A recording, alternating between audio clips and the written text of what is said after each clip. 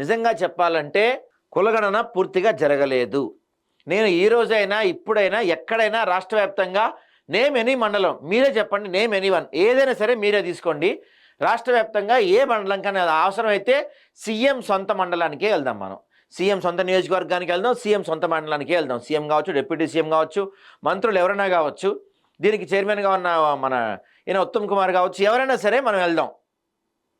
ఒక్క మండలంలో అయినా, ఒక్క నియోజకవర్గంలో అయినా మీరు చెప్పింది, మళ్ళీ మేము 100% కూడా అడగట్లేదు సార్, మీరు చెప్పిన 96.9% కులగణన పూర్తయిందో లేదో చూసొద్దాం వెళ్ళి మనం. ఒక్క చోటైనా ఏ మండలమైనా తీసుకోండి, నేను రాసిస్తా, నేను సవాల్ చేస్తా. ఒక్క మండలంలో కూడా మీరు చెప్పిన 96.9% కులగణన కాలేదు.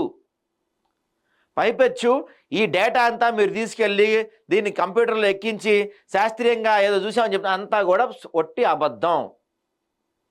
చాలా పత్రాలు ఎన్యూమినేటర్లు వచ్చి ఇంటికెళ్ళి రాసుకెళ్ళినవి, తర్వాత రోడ్ల మీద పడేసినవి చాలా దొరికాయి.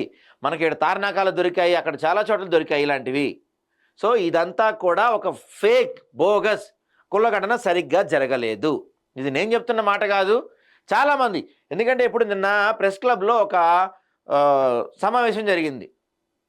ఈ పీపుల్స్ ఫ్రంట్ అనే వాళ్ళు, కాసిం సార్ లాంటి వాళ్ళు, వీళ్ళందరూ కలిసి ఒక సమావేశం నిర్వహించారు. దాంట్లో ఆకునూరి మురళి వీళ్ళందరూ కూడా దానికి వచ్చారు.